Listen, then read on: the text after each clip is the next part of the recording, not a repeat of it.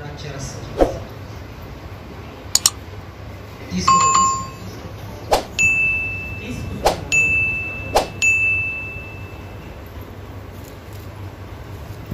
ఎందుకు తీసుకుంటున్నాము?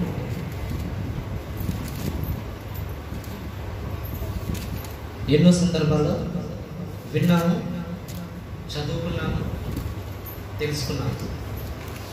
అయితే ఈరోజు ఇంకా అంతకంటే చాలా ప్రాముఖ్యం చెప్పాలి.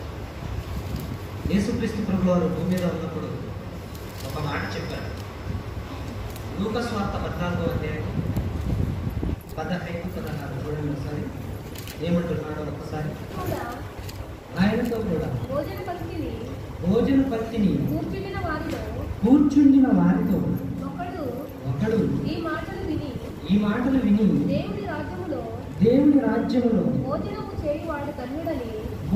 చేయువాడు ధన్యుడని ఆయనతో చెప్పగా ఆయన అతనితో 24 వరకు అలాగే కంటిన్యూ చదవండి. ఇట్లానే ఒక మనుష్యుడు గొప్ప విందు చేయించు అనేకులను ఆయన ఏం చేశాడట? పిలిచాడట. విందు కాలమందు అతడు ఇప్పుడు సిద్ధమై ఉన్నది రండని పిలువబడిన వారితో చెప్పుటకు తన దాసుని పంపెను. అయితే వారందరూ ఏక మనసుతో నెపములు చెప్పసాగిరి. మొదటివాడు ఏమంటున్నాడో చూద్దామండి. మొదటివాడు నేను ఒక పొలం కొని ఉన్నాను, అవశ్యముగా వెళ్ళి దానిని చూడవలెను, నన్ను క్షమింపవలెనని వేడుకొనుచున్నానని. తర్వాత మరి ఒకడు నేను 5 జతల ఎడ్లను కొని ఉన్నాను, వాటిని రక్షింప వెళ్ళుతున్నాను, వాటిని పరీక్షింప వెళుతున్నాను అని క్షమించవలనని అడిగాడు. మూడవని చూద్దాం. మరి ఒకడు నేను ఒక స్త్రీని వివాహము చేసుకున్నాను, అందుచేత నేను రాలేను అని. ఒక వ్యక్తి విందుకు పిలుస్తున్నాడటండి. ఈ విందుకు పిలువబడిన వారెవరు? పిలిచేది ఎవరు? ఎక్కడ జరుగుతుంది? ఏ కాలంలో జరుగుతుంది? ఈ భూమి మీద క్రైస్తవులు అన్నవారు ఏ ఒక్కరైనా ఈ విషయాన్ని తెలుసుకోకపోతే తామెక్కడికి వెళ్తారో వెళ్ళిన తర్వాతే తెలుస్తుంది. అయితే మొదటివాడు ఏమంటున్నాడు? నేను పొలమేనా కదండి, పొలం చూసుకోవాలన్నాడు. రెండోవాడు గట్టిగా చెప్పండి.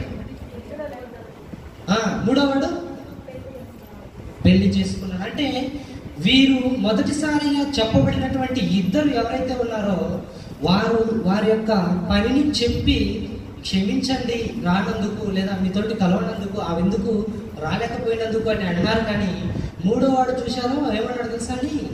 క్షమించండి అని కూడా అడగకుండా తన హృదయంలో ఏం కనబడుతుందో తెలుసా అండి? గర్వం కనిపిస్తుంది.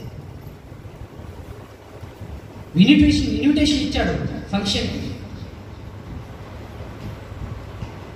పిలిచాడు అనమాట. రావాలి, మా ఇంట్లో ఫంక్షన్ ఉంది, నేను చేస్తున్నాను అని విందుకు అందరికీ ఆహ్వానం ఇస్తే వారందరూ కూడా వారిలో కొంతమంది ఏం చేశారటండి? ఒక్కొక్కరు ఒక్కొక్క కారణాన్ని చూపిస్తూ రాలేదు.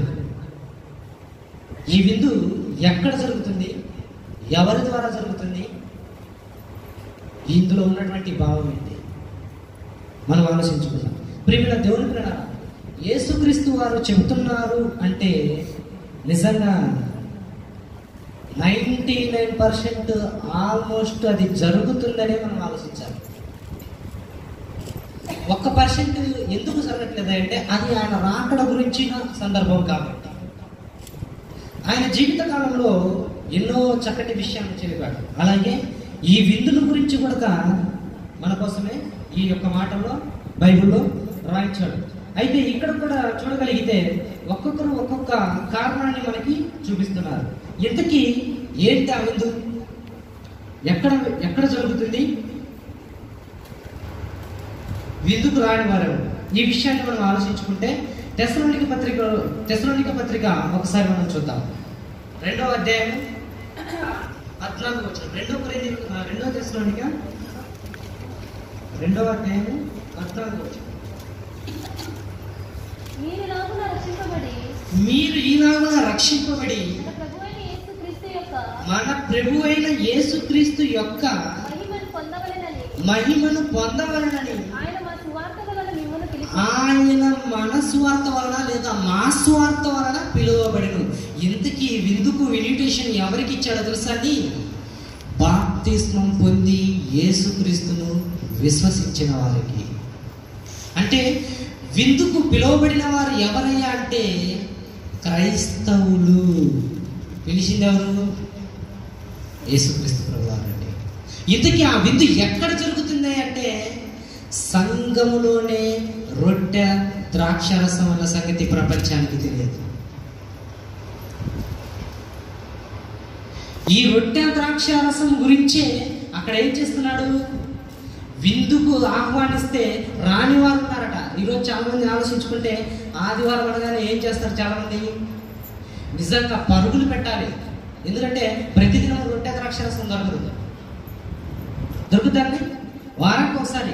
మరి దానికోసమైనా వచ్చి వారిని వారు పరీక్షించుకొని జాగ్రత్త పడాలన్న ఆలోచన లేకుండా వెనుకడు చేస్తున్నారంటే ఇదిగో ఇప్పుడు ఈ సాకులు చెప్పి ఎలాగైతే ఆ విందుకు వెళ్ళలేదో అలాంటి వారి లిస్టులో ఉన్న వారికి వచ్చారంటే అదృష్టవంతులు. ఇంకా విశేషం ఏంటంటే వచ్చిన వారిలో కూడా కొంతమంది ఏం చేస్తారు తెలుసా అండి? విందు భోజనాన్ని తినలేదు. అంటే బాప్టిజం అక్కర్లేదు, రొట్టె ద్రాక్షరసం అక్కర్లేదు, జీవితంలో మార్పు అవసరం లేదు, అలాగే ఉండిపోతారన్నమాట.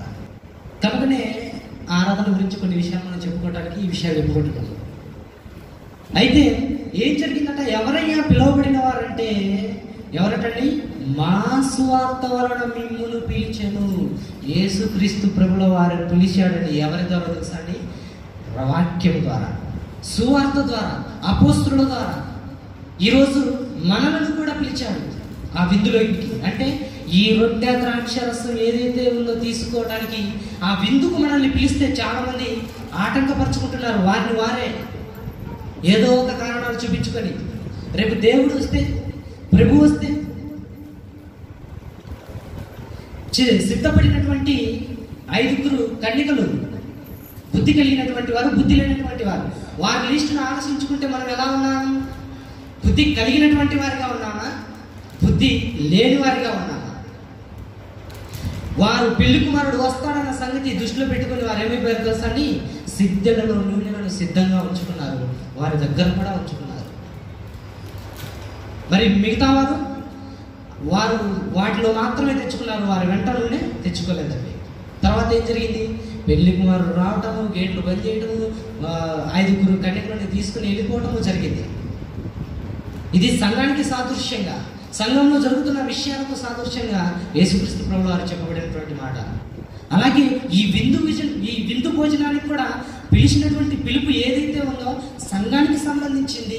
ఆయన యొక్క రొట్టె ద్రాక్షరసాన్ని ఎలాగైతే ప్రవేశపెట్టాడో ఆ విధానం కోసం మనకు తెలియజేస్తున్నాడండి. అందుకే ప్రియమైన దేవుని పిల్లలు, మనం ఎలా ఉన్నాం? సాకులు చెప్పేవారిగా ఉన్నామా?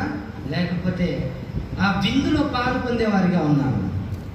విందులో పాలు పొందేవారిమైతే నిజంగా మనము అదృష్టవంతులం అండి, లేదంటే దురదృష్టవంతులం. ఎలాంటి దురదృష్టవంతులం అంటే చూద్దాం ఒక మాట. యోహాను సువార్త 6వ అధ్యాయం 42వ వచనం.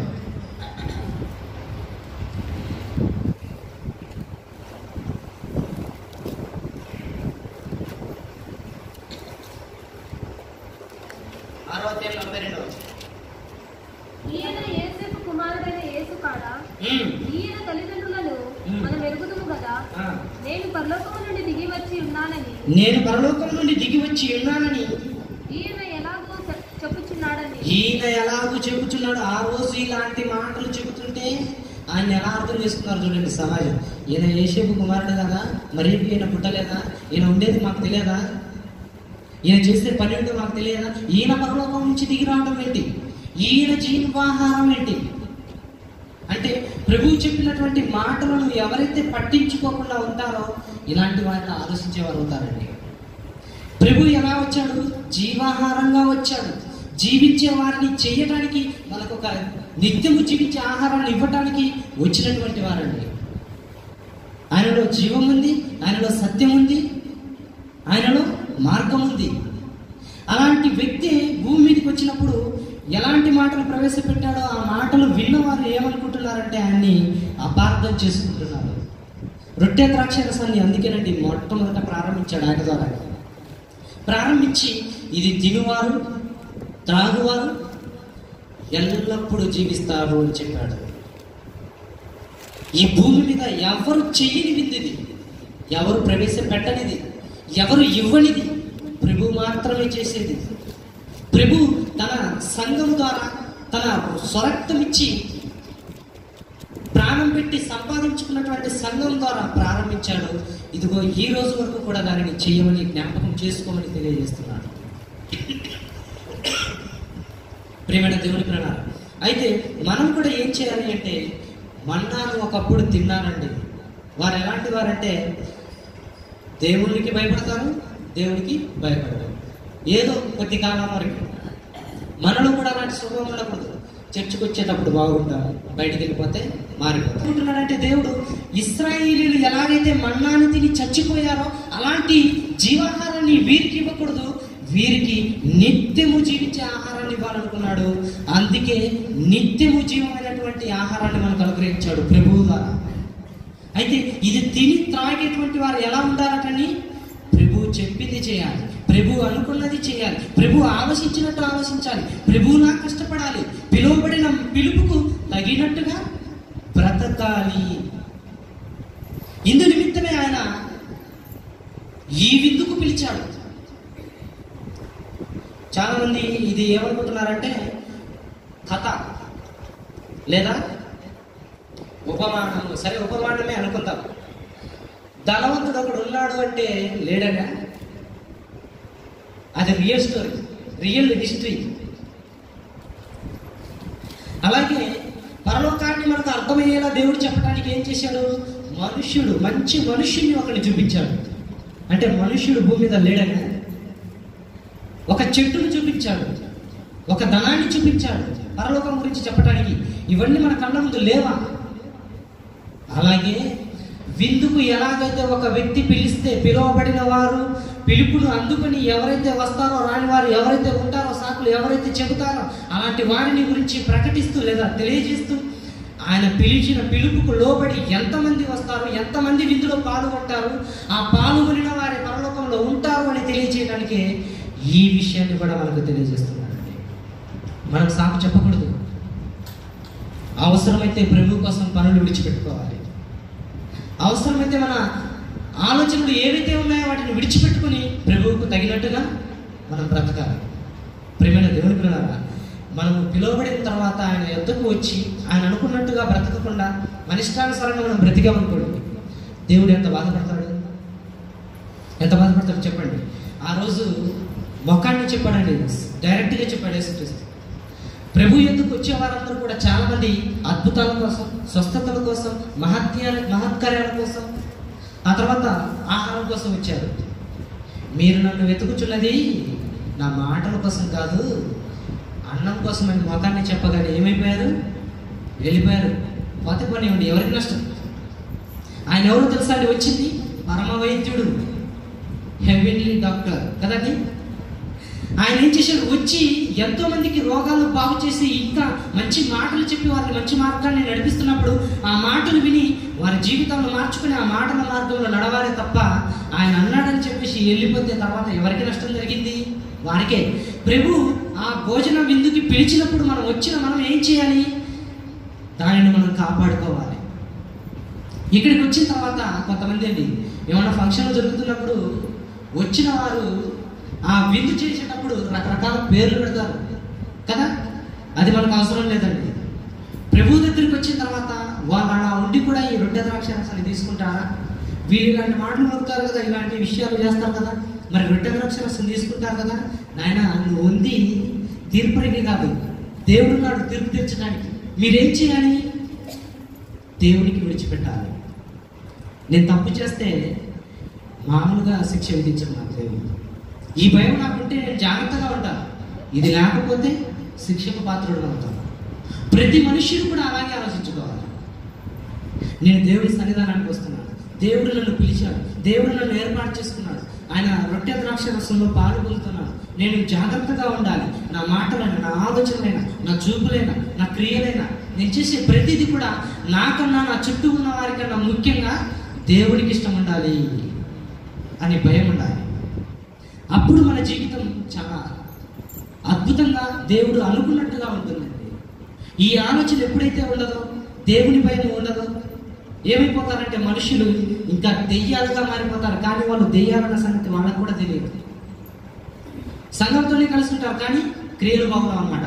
అందుకే ప్రభు అలాంటి పరిస్థితులు మనకు ఉండకూడదనే విందుకు పిలిచిన వారు ఏం చేయాలి? ఆ విందులో పాలిభాగస్తులు అవ్వాలి.